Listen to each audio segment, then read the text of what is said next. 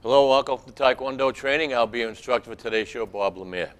What I'd like to do tonight is keep going with our series of beginning in Tae Kwon Do. This would be the third show from the shows that I want to do, maybe 10 shows right from the beginning. When you walk into a martial arts studio, Tae Kwon Do studio, what we do, especially at our school, what we do to get you ready for Tae Kwon Do, all the basics, stretches, and what have you. We've already had 2 shows, so I've did some stretches and some basic kicks. I'm going to do a quick review of what we've done there, and then add a couple more kicks. Each week I add a couple more little things, kicks, blocks, punches, and that's how you advance in Tae Kwon Do. All right, so what we've done was we've practiced some punches. We practiced punches from horse riding stance, all right? And you can always check out our previous shows, DATV, okay? Just Google DATV, Drake it. You'll get our shows, previous programs. We've got a lot of them, all right? Then from a fighting stance, hands up, boom, 2, 3. That's what we practice. Punches, punches, punches, okay? We practice, and I'm not going to go through any stretches. All right, we did that the first show. So learn some stretches, practice some stretches, especially the legs, and you can warm up before you train with us. All right, we did a front snap kick. All right, front snap kick, up and out, front snap, up, chamber, out, come back, up. Make sure you chamber and come back and then come in. We have a fighting stance. We have a forward stance. All right, left forward stance, fighting stance. Fighting stance is just as you walk. You know, you walk, boom, keep in that stance. Now, stay in that stance. Everything's nice and loose. Forward stance, it's a little more rigid, okay? You have 50% of your weight in the back, 50% of your weight on the front. Hands are up, and you can practice some of your kicks. It's not practical to fight the forward stance, but you can practice balance and some of your moves, okay? Then we went into a side thrust kick, okay? Side thrust kick, up, side thrust, all right? Up, side thrust, up, side thrust. All right? That's a side thrust kick. Worked into a front round kick. All right? Front round kick. And then you notice the chamber. All right? Front snap, chamber. Side thrust, chamber. Front round, chamber. The chamber is getting ready. Getting your body, and especially your legs and your feet, ready for the kick. So it's impossible just to throw a good kick without chambering tight and then let it explode. If you don't chamber, see, when you chamber, you're kind of close to your body. You're close to your body, all right? You're close to your body. Everything's tight so that you can snap it out. If not, you see, if I'm not close to my body, I can't even do it, right? You can't do any kind of kick. It has to be close. Then you extend your energy, let your energy hit your target. You explode with your power, come back, get ready for your next motion. All right, so that front round kick, and you see my trusty chair here. All right, Mr. Chair helps people if they're not ready for the balance, all right, especially when they're on one leg. You know, I'm not saying you don't have balance with 2 legs. The minute some people lift their leg up off the ground and they're not used to it, they lose the balance because now it's a whole different world. And just lift your leg up here and try to keep your balance. A lot of people can't. They're not used to it, all right? So then all you got to do is sometimes just touch something, there's your balance. You see what I'm saying? Again, and you know, I stress the same things week after week after week because I don't want anybody to get hurt. Don't put a lot of pressure on the chair, especially this type of flimsy chair. You got a big sofa, maybe you can put a little more pressure. Or a wall or something, right? But this right here can be flimsy and you could fall. I don't want you to hurt. This is just prop here, all right, so that you have an idea. But have something that's nice and firm. And you can do look at, I can get ready for a side thrust. I can get ready for a front snap kick. I can get ready for all my kicks. And my stretches also holding the chair, all right? I like to say Jack LaLanne. Everybody remember Jack LaLanne? Not everyone, excuse me. Anyone over 50, maybe over 60, I don't know. Jack LaLanne was one of the greatest in the world for physical fitness. And the man was a genius. And he would swim the English Channel till he was 85 or whatever, and he had to stop, I don't know. uh, unbelievably in shape his whole life. And he used to have a chair for balance. I remember that, and I'm only 5 years old watching him work out, and I'm going, what's he doing with the chair? But that chair, he knew that he didn't want people to get in shape, but half the population fall down, you know. So let's work on something new today.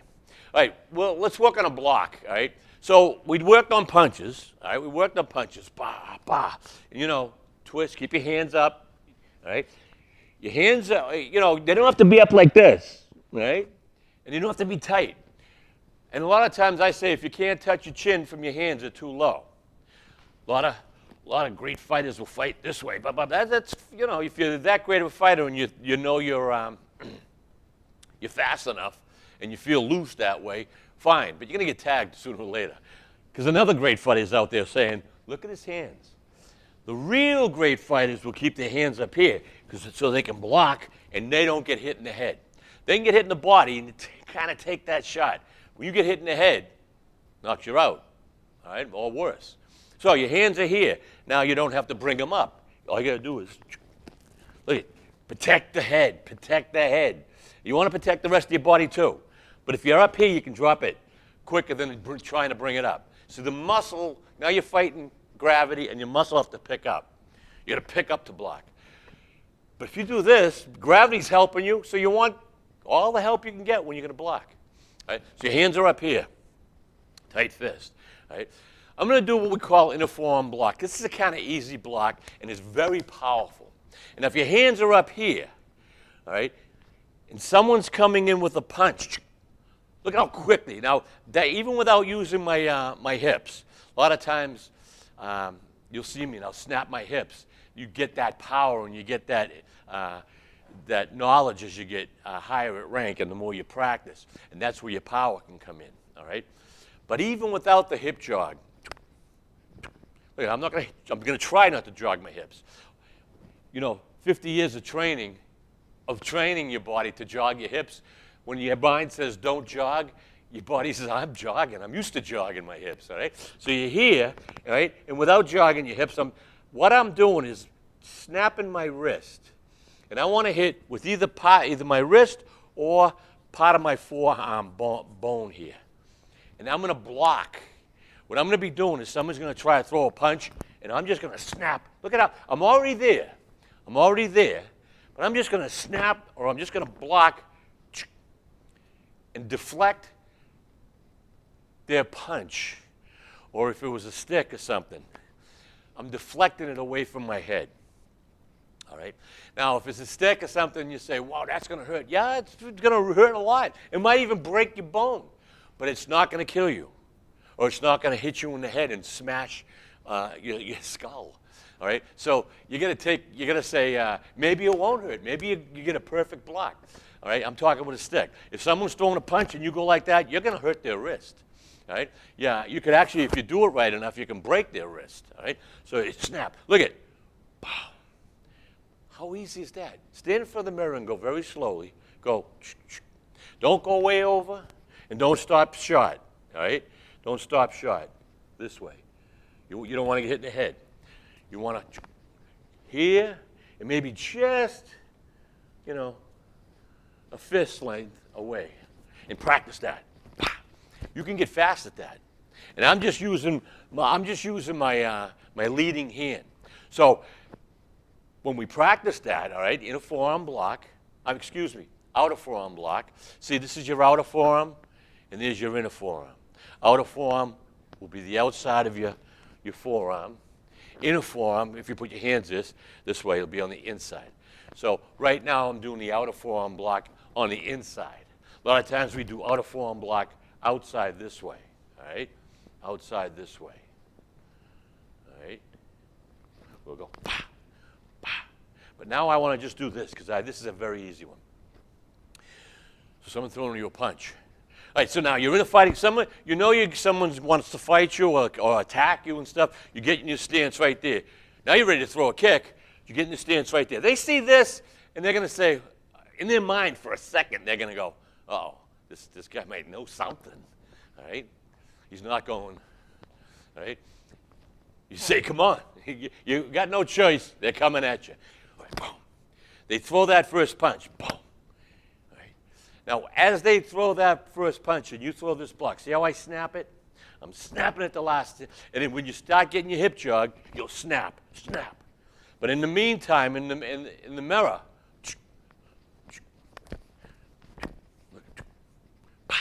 isn't that so easy? Right? Right? See how I'm keeping it close? Right? Now,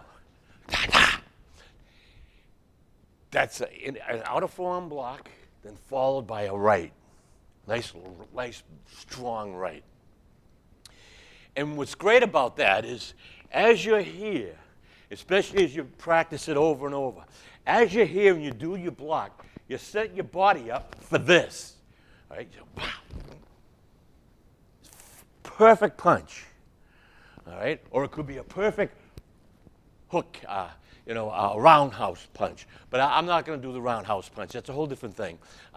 I just want, you've got his attacking hand coming this way after you block it. Then you're going, the hand's over there. You're going right over and you're punching right to the head area. All right? Because it should be open. All right? So you're here. So now you practice this move. Right? This is a little more advanced than I would teach the third class. All right? But this is the third week. And I just want to throw just a couple of little things so that you know what this block is. This is what I would show you, the block. All right? But let's just add the punch so you can practice and you know. And then you do both sides. Right? So you could go righty and then you can go southpaw, lefty.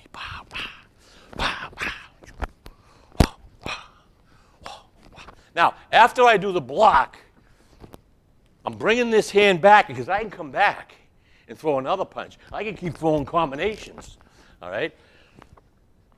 So you can come back. You block, and your whole body comes, look at it. And as I throw that punch, and as I throw another block, and then I throw a punch, you know what I'm saying? So practice different variations. That's a nice, and, and as you do a combination like that, right? So you go 1, 2, 3. Now you throw that basic front snap kick. 1, 2, 3. How's that? Right? 1, 2. So you either hit him in the face or you didn't, but then you come back, you throw a front snap kick at him, or a front round kick. All right. So that's outer forearm block, inward, and this is outer forearm block, outward, outer forearm block, inward. The same thing if you're here, and we'll cross a little. And when we show our students in the beginning how to do a outer forearm block, we want them to cross and cross the other hand underneath and get ready for a punch. So we're here, we bring it back, right? So you're here,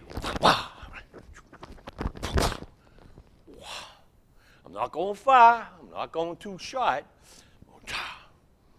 Whoa. All right, that's outer forearm block, outward. Outer forearm block, inward. All right. Next week we'll go inner forearm block. We'll show you the inner forearm block to the outside. All right, let's do another kick. 15 minutes went by like that, just showing you a block and a punch. All right. We did a front snap kick, we did a side thrust kick, and we did a front round kick. All right, let's do a very easy kick I like. We'll do 2 of them. All right, we'll do inner crescent kick or block or a kick, and outer crescent block or kick. Now you're in a fighting stance. You chamber. Now you're going to be chambering almost 45 degrees from your target. So if someone's here, say someone had a knife or an object. Right? And you're in this fighting, you don't want to go straight at it if you want to do this block, because this block's going to come this way. All right? Block's going to come this way. Right? Up 45 degrees from your, all right, when I say a 45-degree angle, here's a 90 degrees. Here's 90 degrees, your body and your target. So here's 45 degrees. That'll be half of the distance between the target. All right? Some people want to go 30, 25. I don't know what they want to do. I like to start a little longer and snap it. All right? So that when you hit your target, you're going to knock it out or you break the wrist. All right? So that can be used as a block. All right? And you practice. All right? So you chamber. And notice, again, almost like with my front snap kick or my front round kick. See, my foot doesn't stay here. Right? I'm bringing it up, and then I'm snapping it here, like this, all right? Swing it. You got to kind of swing your hips around. So good way to practice, nice and easy. Up and down. Look at it, up and down. And grab your chair, up and down if you're having a problem. What a great exercise for your hips, to loosen your hips up, get your muscles around your hip area, your legs, your ankles. Great for your stomach. When you go up like this, your stomach tenses. It's like doing crunches, but you're learning the martial arts, you're learning a kick. So you want a nice tight stomach. You do a lot of kicks. You do your crunches, you do your sit-ups, do all that, but do a lot of kicks, and you're going to keep your stomach nice and tight. All right? So here, and put your finger on your stomach or your hand, and you're going to feel the muscles. Then you do this, you feel the muscles. All right? So here. So, notice I come right back. I do the block. I come right back in my fighting stance. And even if you're holding the chair, you do the block, come right back, and you practice it that way. All right?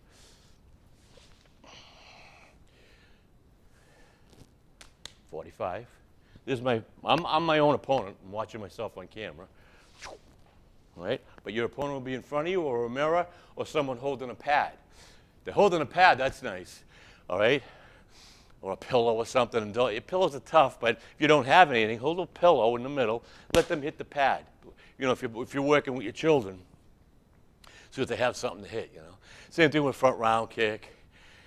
You don't want them to go too high because you don't want to hurt their toes. If they hit it wrong, their toes will bend. So until you learn the martial arts, you know, you've trained for a couple of months and you kind of feel happy with your positioning of your feet or your hands or whatever, don't hit anything really hard. Just have some fun. And what's going to happen is the minute a lot of people hit a pad, they fall over because they're not used to hitting something and keeping the balance. So maybe there's your chair. Right? So that inner crescent kick is good for the block. Midsection, you might be able to get under the arms and hit the ribs. It's not that devastating because you're going to be hitting with the whole flat of your inner foot, but it's still going to hit. I used to love using this kick in competition many, many years ago when I competed. You know, you'd fight, and we'd jam up.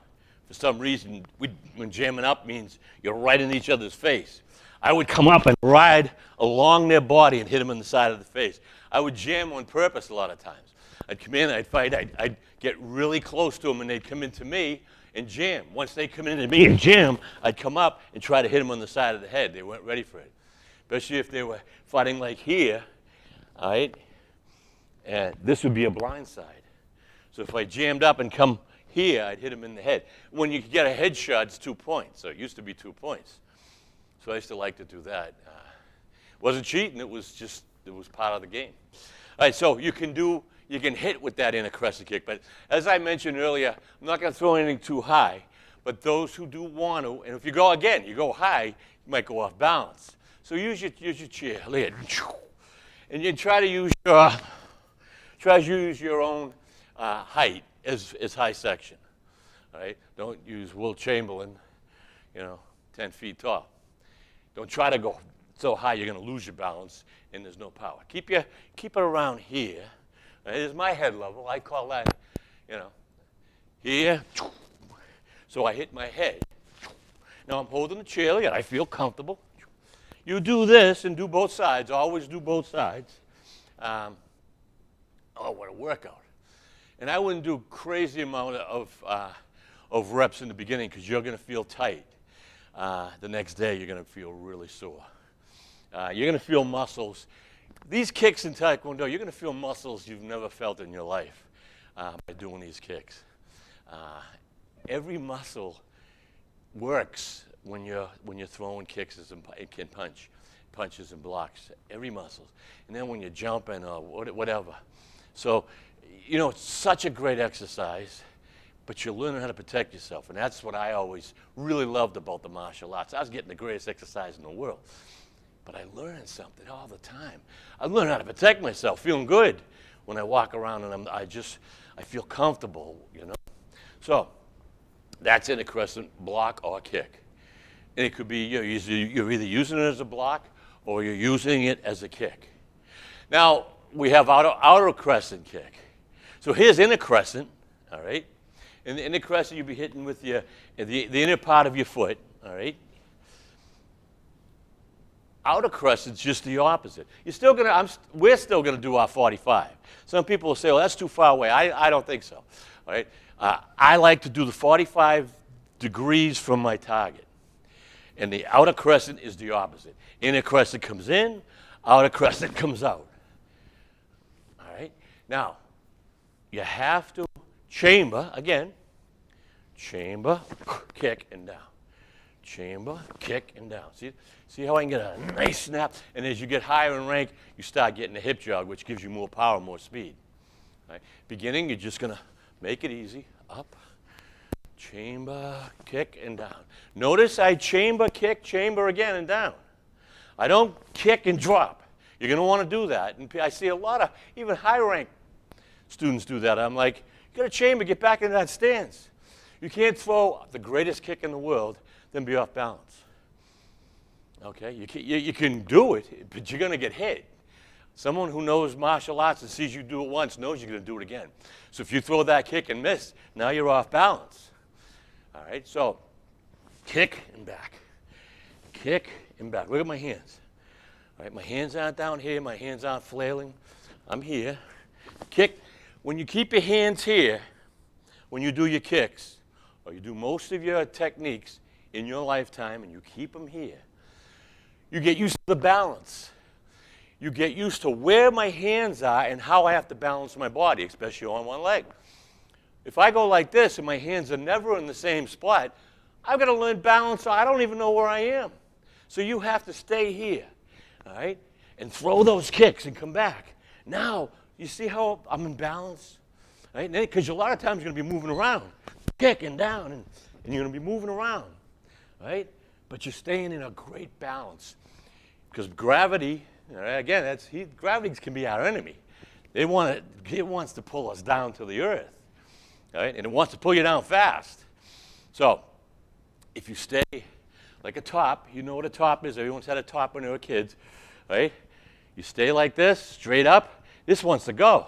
All of a sudden, all right, if you go off on an angle, gravity will want to pull it down. All right, so in a crescent kick, see how I'm trying to get my hip. I'm trying to get hold that chair if you have. I'm trying to get my hip. All right, then don't hold the chair. All right, or have it close. So you can wean yourself away from the chair. All right, you use the chair. You use the chair. Look at it. You use the chair. All right, this is easy. I won't use the chair.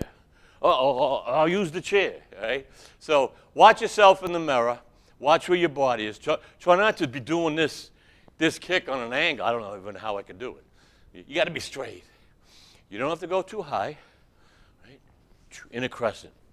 Up, out of crescent. Same thing. Now notice I was doing it with my back leg. You get more power when you're swinging from your back than you would with a front. But you still can do the kicks with the front. Right? So if I was, say, here, look at, all right, do the kicks with the front, then do the kicks when they're in the back, all right? Practice both ways. You're going to feel, you're going to know that you have more power when you're coming from the back, when your legs are in the back. The kick is going to be in the back leg. That's where the swing comes. The ones in the front is almost like I compare to a jab. Right? Jabs in boxing are very, very strong and important. but they normally don't knock anybody out. It's that hand that comes from the back, gains momentum. See, power in anything, power is going to be the speed and the power, all right? The speed to your target, all right? And you need some distance. So you get distance and you get speed and you pick it up, all right? And that's what's going to add to your power. The more speed and distance you have, all right? You don't want to come out like that. I know you say, well, come out here and throw a punch. As you're coming out here, they're going to hit you. So, you know, we're always trying to think speed, all right? Especially Taekwondoists. Compactness, everything in nice, everything loose. Always remember, loose, not tight. Be able to move around. Stay in the stances. Don't move around. Don't move around like that. Relax. And it's almost a dance. It's almost a dance, all right? Dance. Yeah. And every time you move, you get back into that fighting stance. Whether it's a left or a right fighting stance, it doesn't matter.